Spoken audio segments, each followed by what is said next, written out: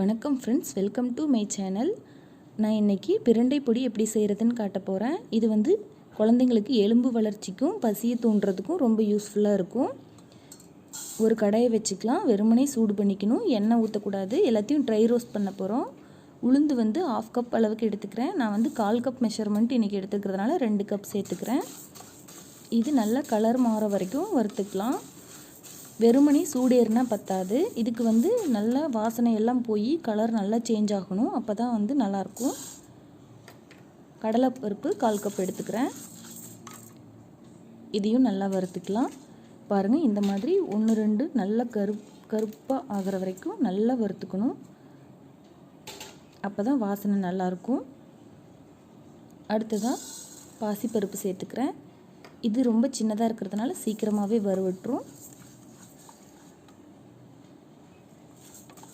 அவ்வளோதான், நல்லா வாசனை வந்துருச்சு. எடுத்துடலாம். கடலைப்பருப்பும் பாசிப்பருப்பும் ஆப்ஷனல் தான். உளுந்தும் துவரம்பருப்பும் கட்டாயம் சேர்த்தணும். துவரம்பருப்பும் 2 1/4 கப் எடுத்துக்கிறேன், அதாவது 1/2 கப் எடுத்துக்கிறேன். உளுந்தும் துவரம்பருப்பும் 1/2 கப், கடலைப்பருப்பும் பாசிப்பருப்பும் 1/4 கப் எடுத்துக்கிறேன். எல்லாத்தையும் வறுத்து இந்த மாதிரி தட்டில் கொட்டி ஆற வச்சுக்கிறேன். அடுத்ததாக அதே கடாயில் வரமிளகாய் சேர்த்துக்கலாம். நான் 10 மிளகாய் சேர்த்துக்கிறேன். உங்கள் மிளகாய் காரமாக இருந்ததுன்னா 2 குறைச்சிக்கோங்க. அவ்வளோதான், வறுபட்டுருச்சு. இப்போ பூண்டு சேர்த்துக்கலாம். பூண்டு 10-15 பல் சேர்த்தணும். இது நான் சின்னதாக இருக்கிறதுனால 15 கிட்ட சேர்த்துருக்குறேன். நிறைய பருப்பு சேர்த்துக்கிறதுனால பூண்டு சேர்த்துக்கிறது ரொம்ப நல்லது. இந்த மாதிரி கலர் மாற வரைக்கும் வறுத்துக்கோங்க. இதுவும் ட்ரையாகவே ரோஸ்ட் பண்ணால் போதும், எண்ணெய் எதுவும் விட வேண்டியதில்லை. இந்த மாதிரி வறுபட்டுருச்சு. நம்ம தட்டில் கொட்டிக்கலாம்.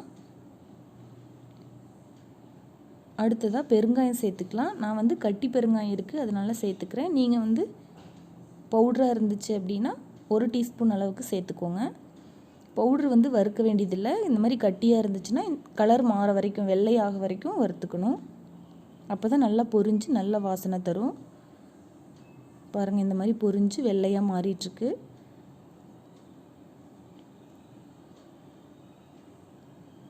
இந்த டைமில் நல்லா வாசனை வரும்.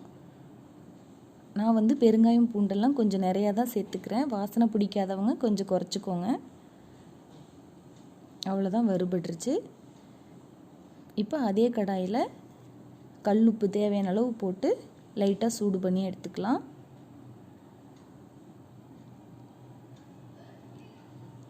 உப்பும் லேசாக சூடு பண்ணோன்னா நல்லா வாசனை இருக்கும், அதனால தான் நான் வறுத்துக்கிறேன்.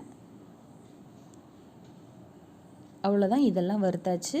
எல்லாத்தையும் ஒன்றா சேர்த்துட்டேன், ஆறிட்டுருக்கு. அடுத்ததாக பிரண்டை வறுத்துக்கலாம். பிரண்டை நான் க்ளீன் பண்ணி வச்சுருக்கிறேன். உங்களுக்கு க்ளீன் பண்ண தெரியாதுன்னா ஏற்கனவே நான் பிரண்டை சட்னின்னு ஒரு வீடியோ போட்டிருக்கேன். அதில் க்ளீன் பண்ணி காட்டியிருக்கிறேன், கரெக்டாக எப்படி க்ளீன் பண்ணணும் அப்படின்ட்டு. அந்த வீடியோ செக் பண்ணிக்கோங்க. இதுக்கு 2 ஸ்பூன் அளவுக்கு நல்லெண்ணெய் விட்டு நல்லா பச்சை நிறமெல்லாம் மாறுற அளவுக்கு வறுத்துக்கணும். இந்த மாதிரி வறுத்து எடுத்துருக்கிறேன். அதையும் சேர்த்துக்கலாம். எல்லாத்தையும் 10-15 நிமிஷம் நல்லா ஆற விட்டுட்டு சூடு ஆறுனதுக்கப்புறமா மிக்ஸி ஜாரில் போட்டு அரைச்சிக்கலாம்.